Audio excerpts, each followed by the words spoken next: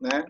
Como eu havia prometido, então, hoje eu estou gravando essa aula para disponibilizar para os demais que não puderem estar aqui, etc. e tal, enfim. E hoje nós estamos nos encaminhando para o fim, para concluir essa matéria, né? A matéria sobre filosofia medieval. Eu tenho aqui um interesse de discutir com vocês sobre a escolástica, né? E a importância da escolástica e o campo de concentração da escolástica, né?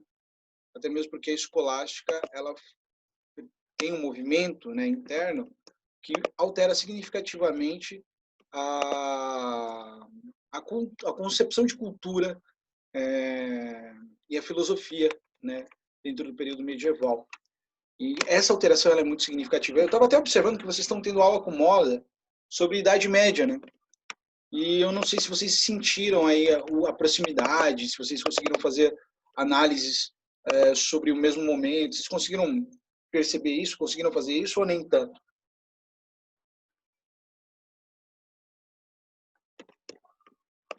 Ih, conseguiram amarrar com a aula do Moda, Idade Média, Filosofia Medieval? Ah, sim, sim. Ele até citou hoje o Santo Agostinho. Ele citou na aula dele. Maravilha. Sim. Então, hoje eu vou partindo para uma outra direção. Hoje nós, tecnicamente, vamos nos debruçar ao segundo movimento, que é o segundo período da Idade Média, que esse é o maior, né, período da Idade Média, é compreendido como o período mais longo da Idade Medieval, que é o período chamado escolástica, né? E o nome já dá uma ajuda, né? Por que esse período carrega esse nome que é denominado como escolástica? Porque a escolástica ela é um movimento reformulador, renovador dentro da igreja, né? Que tinha um objetivo bem diferente do que a própria patrística se propunha a fazer. A escolástica ela surge no século VIII com Carlos Magno, quando organiza o ensino e funda as escolas ligadas às instituições católicas, no objetivo de intensificar a transmissão do conhecimento, não só por um viés epistemológico, mas também por um viés, de alguma forma, cristão, né, de domínio da tradição cristã, onde essa tradição, de modo geral, junto com os elementos da cultura greco-romana, aquilo que já foi anunciado com a patrística, né, é aquilo que se desenvolveria por meio das leis romanas, influenciariam a cultura que estaria por vir, e até mesmo dentro dos mosteiros, né, dentro das próprias condições reflexivas da época, a população ela estaria se aproximando desse contato com a cultura grega de alguma forma, e a educação seria um instrumento muito importante nesse exato momento para confeccionar, ou seja, para produzir um tipo de mentalidade social coletiva.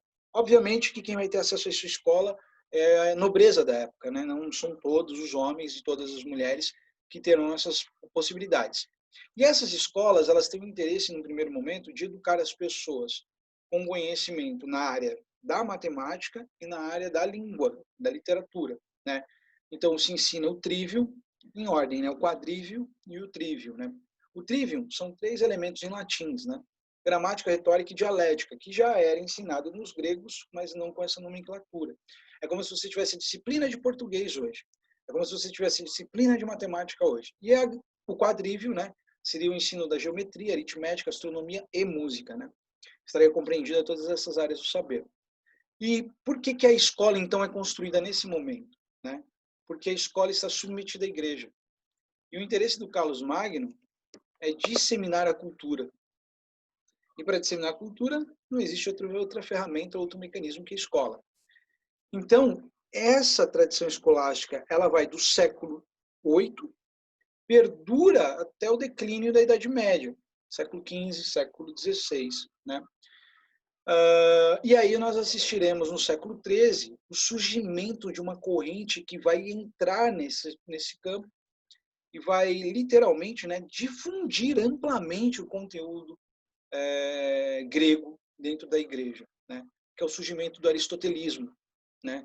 Trazido com contato da cultura muçulmana, né? E que possibilitou, de todas as formas, uma espécie de emancipação dos homens com aquilo que havia sido promulgado pelo Platão, tá? Porque Os muçulmanos, eles já estavam lendo a filosofia grega. Eles traduziam os textos de Platão e de Aristóteles diretamente para a língua muçulmana. Esse contato com a cultura muçulmana vai favorecer, no século XIII, vai favorecer a erudição e um novo modo de pensar do europeu. Então, o contato com a cultura muçulmana eleva o moral do europeu, eleva o pensamento do europeu, inclusive desenvolve e disponibiliza novas áreas do conhecimento, porque o europeu ainda estava amarrado com aquele modelo escolástico ainda. Então, a primeira universidade na Europa vem em 1088, que é a Universidade de Bolonha, no século XI, né? Século XII, você já tem ali o anúncio de um novo código cultural se adentrando na Europa, né? Principalmente na Itália. Século XIII, o contato com os europeus, com os muçulmanos, faz com que os europeus pensem de novo, renovem ciência, astronomia, medicina, matemática, né, filosofia. Tudo isso daqui muda significativamente o conhecimento científico dentro da Europa. Obviamente, isso também vai mudar as bases do conhecimento religioso dentro da Europa. Tudo bem até aqui, galera? Vou fingir que o silêncio é um ok. O que nós temos, então, nesse momento?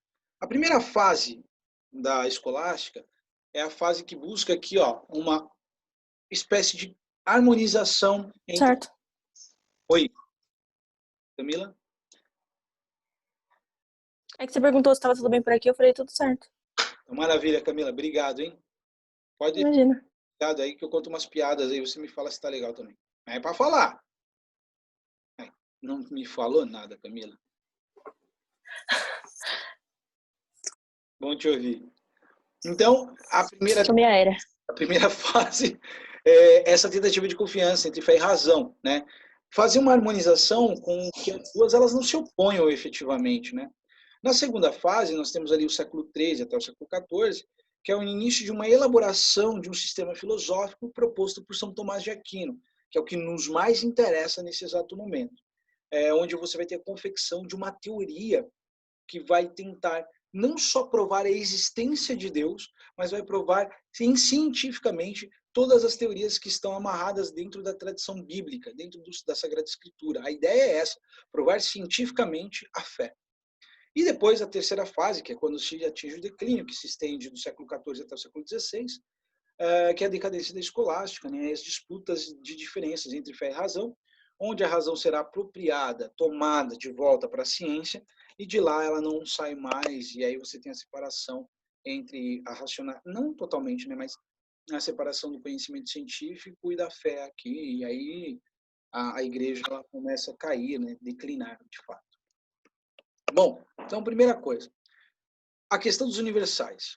O método escolástico ele está tentando ir numa busca de investigação científica para tentar desenvolver um conhecimento universal, assim como a ciência grega queria ser universal, né?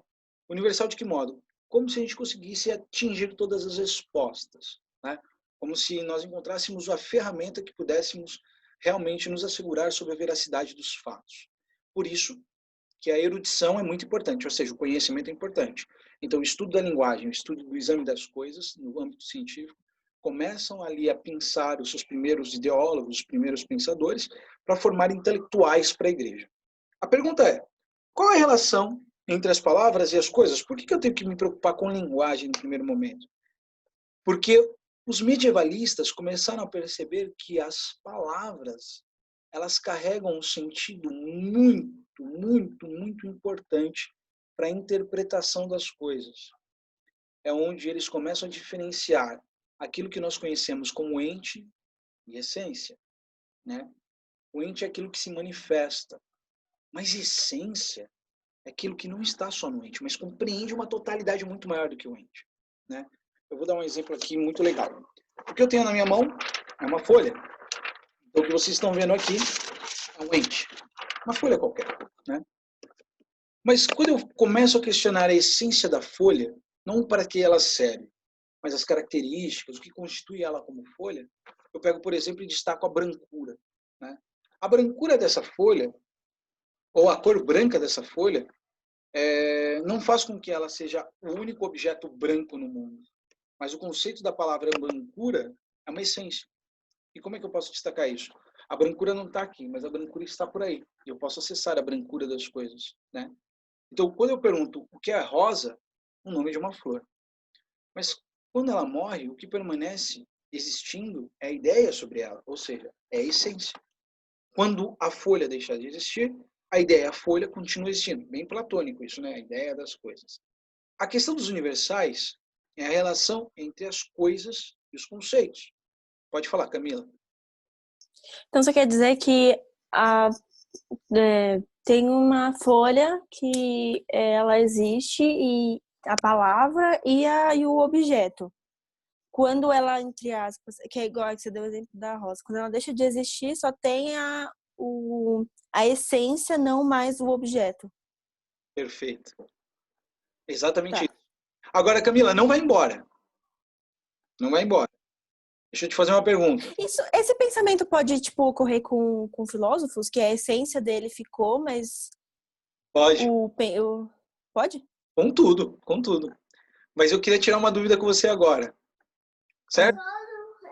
Pode ser? Ah, que bonitinho. Pode. É, meu primo tá aqui do lado. Não tem problema nenhum. Isso, deixa ele participar. Camila, uma dúvida que me surgiu agora. Como é que eu acesso Deus?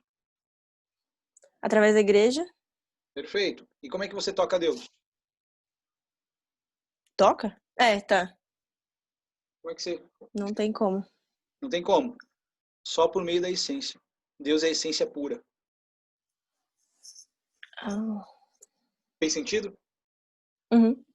Porque se eu falei do fenômeno, o objeto, o que é a rosa? É aquilo que está ali. Mas ela não está ali. A rosa continua existindo? Continua, porque eu nunca perguntei da rosa em si, eu perguntei da essência dela. Uhum. Então a verdade vem da essência de Deus. Ah, e eles explicam a essência das coisas através de Deus. Exatamente. Entendeu? Ah, tá. Por isso que eles estão nessa direção, né? De buscar as palavras para atingir os conceitos delas. Entendeu? Entendi. Perfeito, cara. Sua análise está ótima. Foi perfeita. Portanto, vem aí a primeira concepção e a primeira corrente dentro da escolástica, que é chamada de realismo. Essa corrente, a primeira fase da escolástica, é chamada realismo, sustenta a tese de que os universais existiam de fato. Quer dizer, a bondade e a beleza seriam modelos ou moldes, e a partir disso se criariam coisas boas. Então, é como se eu pensasse que a bondade e a beleza são coisas que estão abstratas, mas é por meio das ações que eu identifico no mundo concreto a ideia de beleza e bondade. Então, o que ele está falando? As essências, essas essências, segundo o Santo Anselmo, né, são essências que estão na mente divina, na mente na nossa mente, né? E a gente, quando manifesta ela no mundo, quanto mais esse universal é um termo gramatical, quanto mais ele é manifestado no mundo, mais a gente pode depurar, mais a gente pode acessar a verdade das coisas. Então, que nem eu falei da brancura. A brancura é muito maior que o branco. Porque a brancura não está no branco, mas o branco está na brancura. Olha que loucura. Então, eu falo que a brancura da minha parede, ela me dá uma ideia, uma noção de branco muito maior. Quando ela está iluminada, melhor ainda. Se ela estiver exposta em uma forma científica, beleza. Então ele está falando, a brancura, ela compreende uma totalidade de coisas que não está só em um objeto, mas ela compreende uma totalidade de coisas que representa a essência da coisa. Todos os homens representam o quê? A essência da coisa, Deus. Entende? Logo, quanto maior o termo gramatical se enquadra, maior grau de perfeição do objeto. Por que então Deus não se tem adjetivos? Porque Deus é, né? Mas por que em Deus não cabe adjetivos? Porque tecnicamente Deus é a essência de todos os adjetivos. Certo? Tudo bem? Tudo? Aí surge uma segunda corrente, que essa corrente vai se opor à primeira. Os universais nunca existiram na leitura dessa corrente nominalista. Dentro da igreja, né? Duas correntes diferentes. Nunca existiram em si mesmo. Então, saca só, Lívia, por exemplo, as palavras, elas não compreendem a totalidade da realidade. O universal não passa de um nome. A palavra universal não passa de um nome. O Rochelin, Alguém me chamou? Não? Não. E o Ross, ele nega que Deus pudesse ser uno e trino ao mesmo tempo. Então, o que ele quer dizer com isso? Ele fala, ó, as palavras aqui, elas não podem ser não podem ser usadas num sentido torpe, num sentido equivocado, né? Então, não há essa concepção de universais. Por quê? Porque Deus é Deus. E se a gente estiver usando das palavras, então Deus é Deus e a essência dele é Deus. Quando eu falo que Deus é Pai, a essência de Pai é outra coisa que não cabe em Deus. Então, quando eu falo que Deus é Deus, Filho e Espírito Santo, a Trindade, que era proposta por Santo Agostinho, eu estou tirando a essência de Deus. Então, não. Então, por meio dessa corrente nominalista, e olha o nome da corrente, né? Nominalismo. Eles querem nomenclaturar, dar nome aos bois, né? Eles querem normatizar. Então, por meio dessa corrente, eles separam essa noção de trindade. Eles individualizam, né, essa noção de trindade. E aí o realismo ele passa a ser mais moderado, buscando semelhanças entre os seres individuais, o equilíbrio entre as questões espirituais, as questões materiais, né? Essa corrente hoje, ela seria a corrente que mais, talvez a gente consiga encontrar ela nas tradições mais agnósticas, né? Porque você tem um cristianismo meio agnóstico, né? Que, assim, acreditam nas questões universais, mas não nomenclaturam Deus como seu sumo criador, mas acreditam muito na questão de equilíbrio, né? Da nomenclatura das forças, que são importantes para compreender as religiões, né? E aí surge o contato com os árabes, que eu tinha dito para vocês. Avicena é anterior, né? Então não é exatamente ele, mas por meio dele surge o Averroes.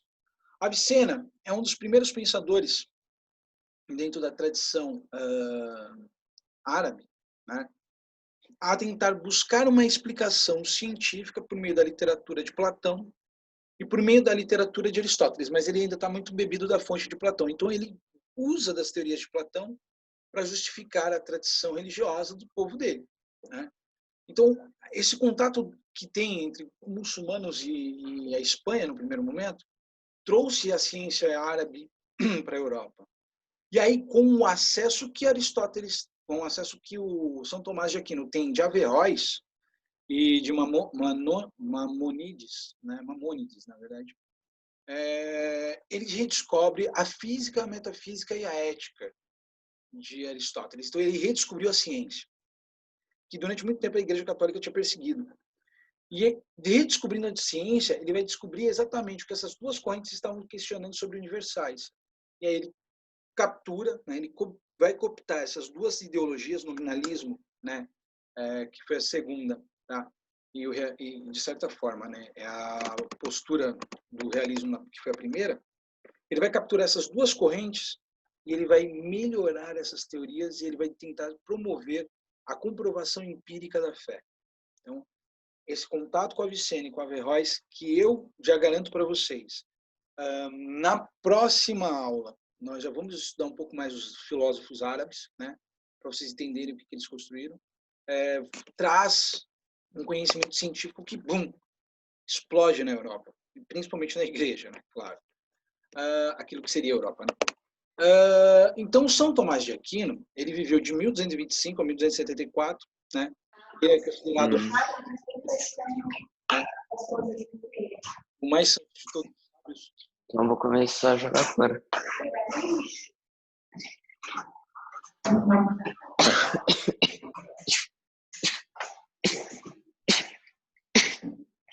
Saúde, saúde. Deus te crie, Pedrinho.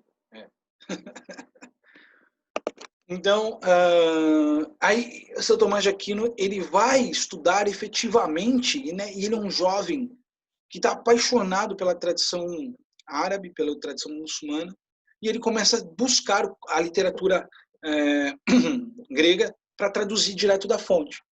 Então, São Tomás de Aquino é um dos primeiros pensadores dentro da Igreja Católica a buscar o livro do grego para traduzir para o latim.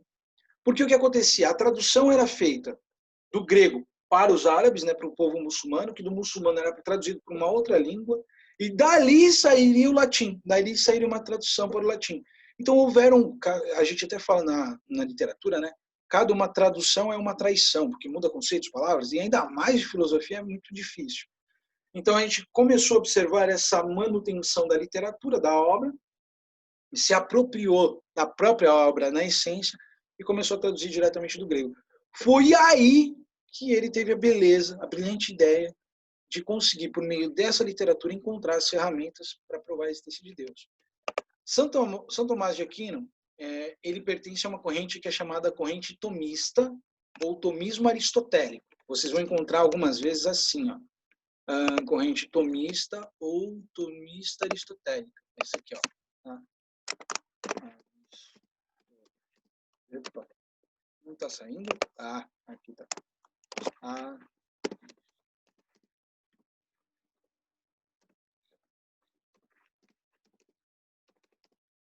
Oh, meu Deus do céu. Aqui, ó. Tomismo aristotélico. Que significa exatamente o quê? É a corrente na qual compreende-se efetivamente a unificação do pensamento de São Tomás de Aquino com Aristóteles. Tá? Então, tomismo aristotélico, tomista aristotélico, são esses conceitos que vai aparecer. O aristotélico-tomista, né? Eu já vi também esses termos. Na verdade, o mais comum é aristotélico-tomista, mas aqui eles colocaram tomismo porque é a base do pensamento de São Tomás. Né? Aí a gente pode pegar aqui, ó, e colocar, né, Aristóteles para o outro lado. Depois eu faço isso para vocês. Então, o objetivo é justamente o quê? Com a proposta de São Tomás de Aquino? Não contrariar a fé. Não se pode contrariar a fé. Então, a finalidade é organizar um conjunto de argumentos para que, por meio desses argumentos, se demonstre e venha se defender as revelações do cristianismo, as revelações divinas. Né? E eu vou me apropriar de quem para isso? De Aristóteles. Aristóteles é o cara mais importante para eu poder chegar a desenvolver a minha narrativa do ponto de vista científico. Então, Tomás de Aquino reviveu esse pensamento de Aristóteles em busca dos argumentos que pudessem explicar a fé cristã. Então, ele desenvolveu duas obras, que são duas obras extremamente importantes, né? Duas obras que são extremamente caras para a literatura, que vocês vão precisar em um momento ter o contato. Suma Gentios e Suma Teológica. Na primeira, nós temos uma literatura que fala sobre como deve ser o comportamento dos fiéis, enfim. Vou falar de calvinismo, não agora, mas eu vou falar de calvinismo mais para frente, Rafa. Talvez a gente comece a discutir um pouco de calvinismo, luteranismo, herminianismo, presbiterianismo, enfim, as correntes de linha protestantes, bem mais para frente, tá bom? Então, a Suma aos Gentios, ela é uma obra que inaugurou efetivamente, tranquilo, Rafa, sempre a seu dispor. Ela é uma obra que inaugurou inicialmente um debate sobre qual é o papel do cristão e sobre qual é o comportamento dele e tal, que deveria apontar sobre como deveria ser o papel dos cristãos. Se eu não consigo afirmar categoricamente ainda, é porque eu ainda não quero. Mas aqui a gente tem um documento que tem um labor parecido com a Suna, tá? Com a Suna do povo muçulmano, muito próximo, tá? É como se fosse um livro de código sagrado canônico que mostra como o homem deve se comportar. Já na Suma Teológica, né, a palavra suma significa só o supra-suco, aquela é a essência, efetivamente, do que está na Bíblia, né?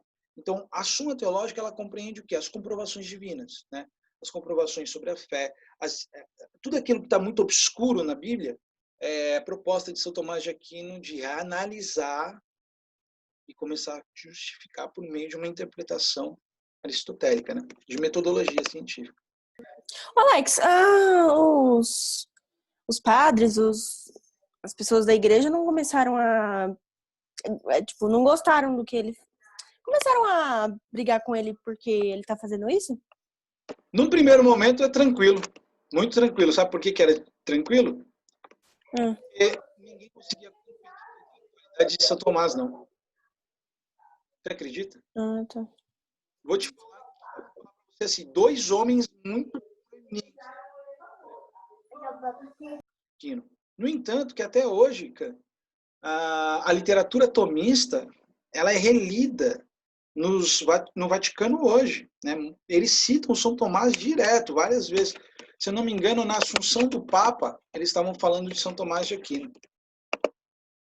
Saca? Você vê. Entendi. Entendeu? Então, não tinha nem condições intelectuais para rebater esse cara. Pra você ter uma ideia do que eu estou falando. Então, o princípio básico... Ai, gente, deixa eu apagar esse troço aqui. Não, sai. Vamos lá. Ah, velho, não acredito. Bom, depois eu faço isso aí. Então, o princípio básico, no primeiro momento, da teoria, da teoria aristotélica é de que nós temos que trabalhar com o princípio de não contradição.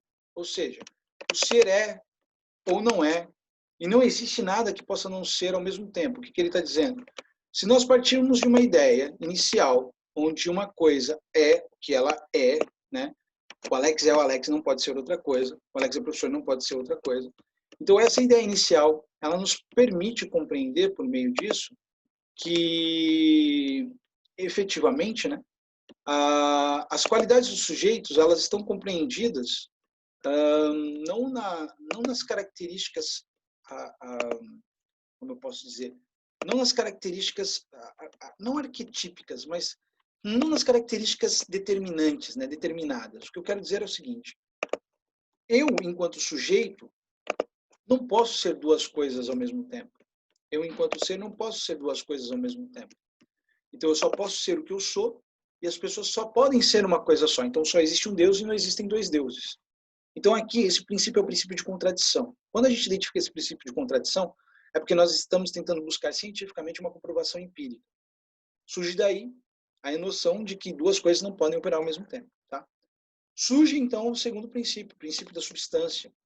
O princípio da substância, ele diz que a substância é a essência de uma coisa, que sem ela, aquilo não seria, que foi o que a Cami perguntou. O acidente são as características que não são essenciais. Então, o lápis tem a sua essência. A cor dele sendo rosa é um acidente. Ele podia ser verde e não deixa de ser lápis, porque a essência não está nas características qualitativas do objeto. Está na essencialidade do objeto. Vocês entenderam? O carro não deixa de ser... Sim. Entendeu, João? Sim, a gente já aprendeu, né, com Aristóteles, substância e acidente. Então, o que ele está fazendo? Ele está mostrando para a gente que ele leu realmente Aristóteles. Sim. Exatamente. Boa, João. Boa, boa, boa. Eu tenho orgulho. Vocês são muito bons, velho. Continuem assim. Continuem assim. Vocês têm uma percepção foda. Então, por meio disso, nós temos ali o princípio da causa eficiente, dos seres contingentes, né?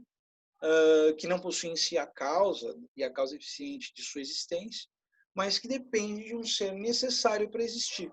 Né? Então, todas as causas são causas causadas por um ser necessário. E aí surge a noção também que ele adequa do princípio de finalidade. Que todas as coisas nasceram para ter uma finalidade. E se elas nasceram para ter uma finalidade é porque o princípio primário criou. Então, todas as coisas, segundo a interpretação de São Tomás de Aquino, que fazem parte da realidade material, sofrem princípio de finalidade, causa eficiente, qualidade, acidente e o princípio de ato e potência, né? Que é aquela a transformação de um objeto em ato, porque ela tem uma potencialidade, né? Que ela vai se atualizando ao longo do tempo, e a mudança de uma coisa para outra que se dá por meio da passagem, né?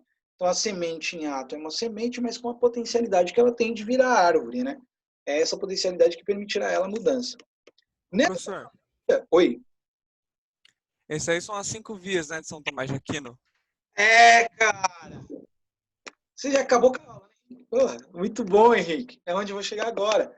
É aqui que ele começa a falar. Então, senhoras e senhores, bem-vindos ao universo divino. Porque ele vai falar, então, se existem os seres com essência, nós temos que identificar quem são esses seres. E ele vai falar que tudo partiu de Deus. E aí ele vai criar a teoria das 5 vias, que o Henrique muito bem aqui apontou já, né?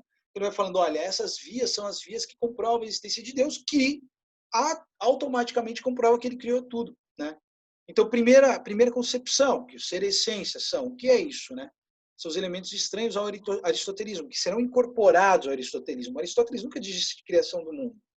Ele disse que o mundo teve um movimento, teve um start, um início, né? Ele nunca falou, o primeiro motor imóvel deu um start nas coisas. Agora, Aristóteles também nunca disse sobre um Deus único. Será criado um Deus único para ser inserido na filosofia de Aristóteles. A ideia de vir a ser, a passagem do ato na potência, não tinha. Né? A potencialidade é a própria condição, é a força motriz que conduz ao ato, saca? Agora, ele colocou no meio de tudo isso a mudança. Quem é a mudança, senhoras e senhores? Deus. Tudo isso é proceder de Deus. E olha só, ser em geral e ser pleno. Ser em geral são todas as coisas que estão aqui. Né? São os seres com potencialidade de mudança. Ser pleno, Deus. Então, é por meio da plenitude de Deus que os seres mudam. Deus é ato puro. É o primeiro motor imóvel de Aristóteles. Ele só se apropriou. Não há o que realizar ou atualizar em Deus, pois ele é completo. Se ele é completo, ele é causador inicial e causador final de todas as coisas. Ele é o alfa e o ômega. Não é ômega, tá? Porque não tem acentuação no grego dessa forma. Alfa e ômega. Deus é ser e o mundo tem ser. Se Deus é ser e o mundo tem seres, é porque Deus está no mundo para nos salvar. Como? Espírito Santo. Cara, sensacional. E aí ele fala, como é que Deus então enviou esse Espírito Santo para a gente? Soprou nas narinas de Adão. Por mais que Adão tivesse cometido pecado, Deus foi tão bondoso que ele permitiu a você ainda a salvação. Por isso que ele vai até o inferno, volta 3 dias depois e permite a salvação dos homens. Ô, professor, mas o Espírito Santo não seria uma marca da graça? Só no calvinismo. Só no protestante. Ah, tá. Quem perguntou? O Rafael. Depende da... É que eu não sei se meu nome tá certo. Tá certo. Ah, sim. É porque eu não tinha visto mesmo. Rafa, depende da corrente, porque assim, a graça, ela é cedida por Deus no primeiro momento, Santo Agostinho, né? E essa graça que se faz presente na literatura, na escolástica, ela é uma condição adquirida por meio das manifestações da fé e da razão. Das ações e das ordens de Deus. Então, a graça ela só seria alcançada com a submissão do homem, né? Como esse contato com os árabes dá uma noção de que a graça ela está aqui, no meio de nós, rodeando a gente, para nos permitir a salvação, o São Tomás de Aquino ele cria uma concepção um pouco diferente sobre a noção de salvação e da graça. E aí o protestante vai dar uma outra adaptada nessa teoria. Quer dizer, vai se apropriar ela. Entendi, mas ele via também que a graça, a gente também só conseguia a graça depois de acreditar que ele reviveu lá. Sem dúvida. Sem dúvida. É porque no caso Então, do calvinismo, né, a graça uma vez alcançada, sempre com a graça, né? Sim, sim. Os herminianos, que é mais por essa lógica, a graça ela é diária. Todo dia você tem que demonstrar que você está com a graça. Sim. Análise, cara. Muito boa pergunta, muito boa pergunta. Boa. Então, se não há Deus, não há seres. Então ele já justifica, ó, Deus criou tudo e por meio disso somos criaturas. Acabou, não tem como você pensar na existência desses seres sem recorrer aos fundamentos da base da religião e principalmente do fundamento da afirmação cristã. Surge aí as 5 vias, que eu vou ter toda a tranquilidade de explicar. Primeira via, ela diz sobre o primeiro motor imóvel. Todas as coisas estão em movimento no mundo. Por meio disso, tudo é movido por algo. E esse algo, necessariamente, tem que ser a causa de todo o movimento. Logo, esse motor é Deus. Primeira via é a via do motor. Prova que o movimento é provocado por uma coisa divina, por uma entidade divina, por um ente divino. Segunda via. Não, O Alex. movimento que a gente faz ou o movimento tipo do universo, o movimento do Universo, o movimento da nossa existência, o movimento da criação. O seu nascimento, Camila, é um movimento, é fruto de um movimento. Né? De gestação, de tempo, tal. Tudo isso é criado e dado por Deus. Ô, Alex, Oi. É que a concepção de movimento em Aquino é a mesma de em Aristóteles, né? Que é a mudança de potência para ato. Assim sendo, seria impossível uma regressão infinita de movimentos, porque assim sendo, você não teria um movimento inicial, aí você não teria movimento intermediário, não teria movimento final, né? Inclusive, tem algumas objeções a esse argumento que são muito burras, cara, que é tipo assim, não, mas o universo ele é infinito, ele sempre existiu, logo não existe primeiro movimento. Só que isso nem faz sentido, porque a questão não é se o universo existe ou não, é a questão do movimento. Inclusive, o próprio Aristóteles é quem inicia esse argumento, e ele mesmo acreditava que o universo era infinito.